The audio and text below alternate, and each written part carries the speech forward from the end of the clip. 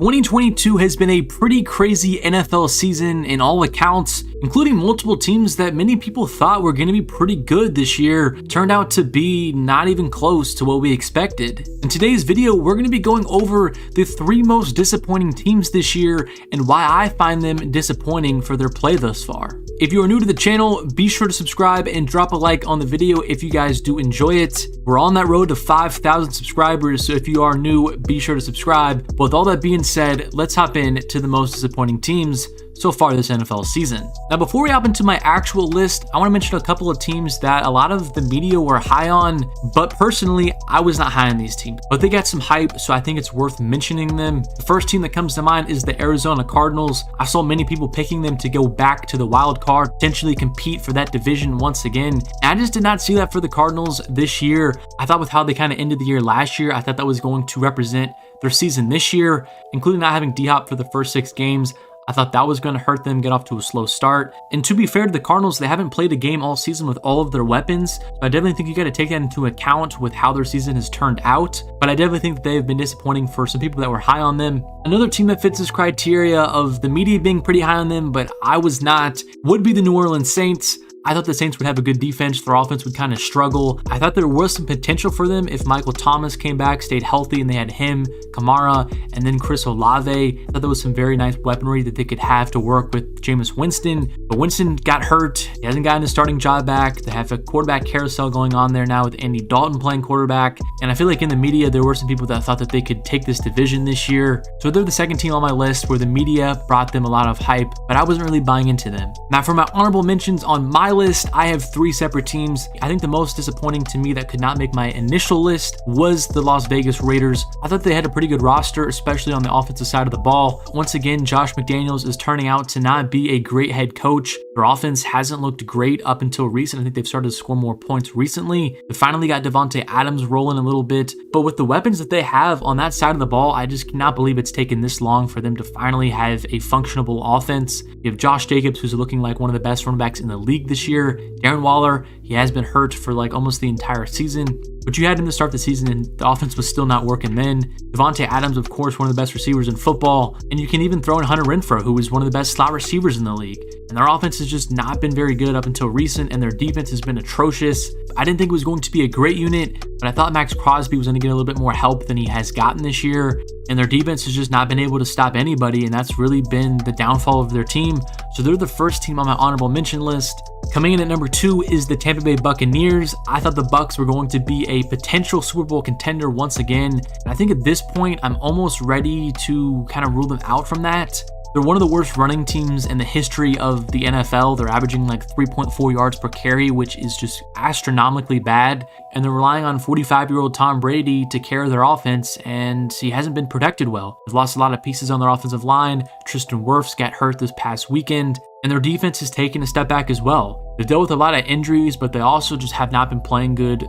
And I think they're still going to win their division. They're still going to have a home playoff game just because they're in the worst division in football. But they're definitely been disappointing to me. I don't think that they can win more than one playoff game. They may be able to play a team like the Giants or the Commanders maybe in the first round of the playoffs. So maybe they can sneak out a win there.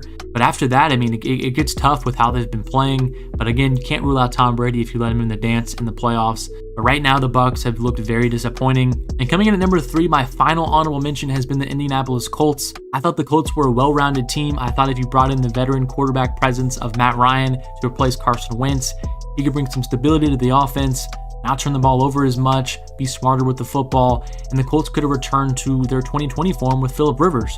Matt Ryan has not looked good. The Colts offensive line has looked really bad, and their running game has suffered due to the poor offensive lineman play. So those are my 3 honorable mentions for the most disappointing teams this year who could not quite make my list. And now let's get into the 3 most disappointing teams, in my opinion, so far this season. Coming in at number 3, I'm going to put the Green Bay Packers. I thought that the Packers defense was going to be much better this year, but they lost Zadarius Smith, and I think his presence has been missed. The recent weeks, they've had some injuries to their defense, but even in the beginning of the season, I thought that there were some holes on that unit, which I was not expecting. They also had lost Rashawn Gary to IR, And Gary was one of the big reasons why they let Smith go. He would be able to replace his production, and him getting hurt has really hurt their pass rush and being able to stop the run. So their defense, to me, has been the most disappointing thing, I believe, this year. On the offensive side of the ball, I thought they were going to be more of a running team this year. Losing Davante Adams, not having a ton of weaponry, I believe they were going to hand the ball off to their two-headed monster a lot.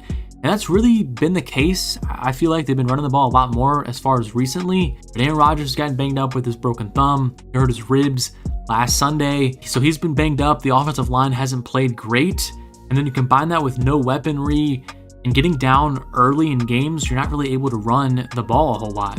So they've just had a lot of things combining to kind of create a perfect storm for a bad season. And I think next offseason they'll have to retool a little bit. But I still think they have pretty good talent on that team. Just an unfortunate year. I think they are better than their record suggests. But with how the season has played out for them, you definitely have to call them one of the most disappointing teams this year. I thought they were still going to be really solid without Davante Adams, but his loss has been really huge for them. And being third in the NFC North for the first time in what feels like forever, you really have to call them one of the most disappointing teams this year, and that is why they're number 3 on my list. Coming in at number 2 is the Los Angeles Rams, and man, oh man, the Rams are one of the worst teams in the league. They have been absolutely horrible, and the Super Bowl hangover has been real. And part of it is due to the insane amount of injuries they've suffered, but I would also like to be fair and say even before they faced these injuries, they were still a really bad team. We saw it week 1 against the Bills, their offensive line got exposed. I mean, Matthew Stafford was taking shot after shot after shot. Their defense also struggled against the Bills, and that really foreshadowed what the season was going to be like for the Rams. You knew that after a while of all those hits from Matthew Stafford, he was going to get banged up.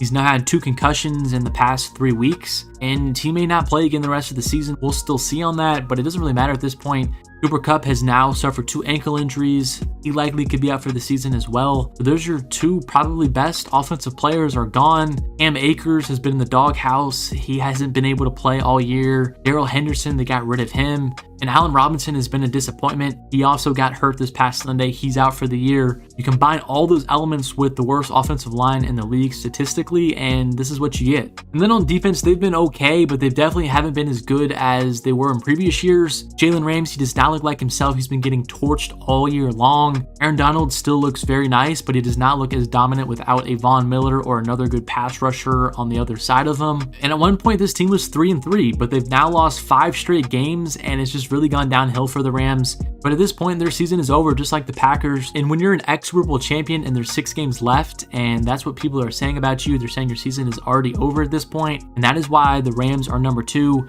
Before the season, I personally picked the 49ers to win this division. I didn't think the Rams were going to make it back to the Super Bowl, but I definitely did not see them losing the playoffs and having this bad of a record. And it's almost time to think about maybe trading some of your best pieces to recoup draft capital and just go into a rebuild. Because I do not think this team is going to be good enough after one offseason to compete next year, and all their superstars are getting up there in age. We have Aaron Donald on the wrong side of 30. We have Stafford on the wrong side of 30. Cooper Kupp is about to be on the wrong side of 30. Allen Robinson, wrong side of 30. So they're really in a tough spot, and they really might have to think about going into a rebuild, trading who they can away, kind of recoup that team, because I do not think they're going to be able to compete in the next couple years. And by the time maybe they're ready again, all those stars are not going to be there. But the most disappointing team in the NFL this season, in my opinion, has been no other than the Denver Broncos. I thought the Broncos had a chance to make the playoffs and potentially compete for the AFC West. That division has been really disappointing this year. I thought all 4 teams are going to put together a very good season. It was almost like an arms race in the offseason.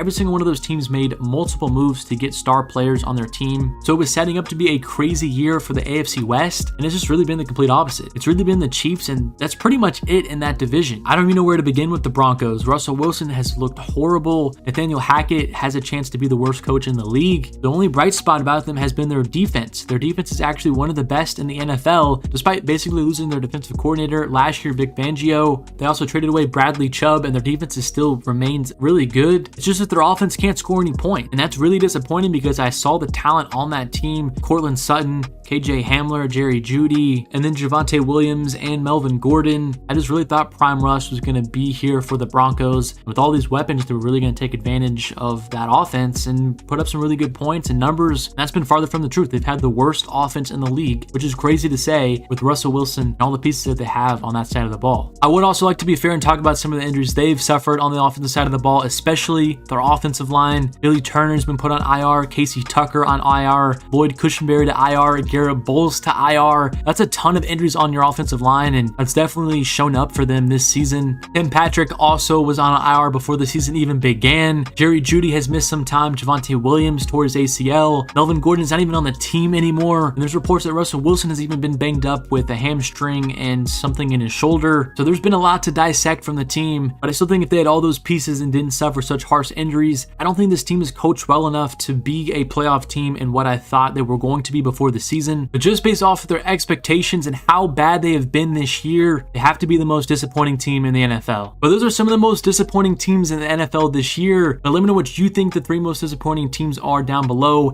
and if you agree with my list or what changes you would make. But thank you guys so much for watching. If you are new to the channel, be sure to subscribe and drop a like on the video if you guys did enjoy it, and I'll catch you guys in the next one.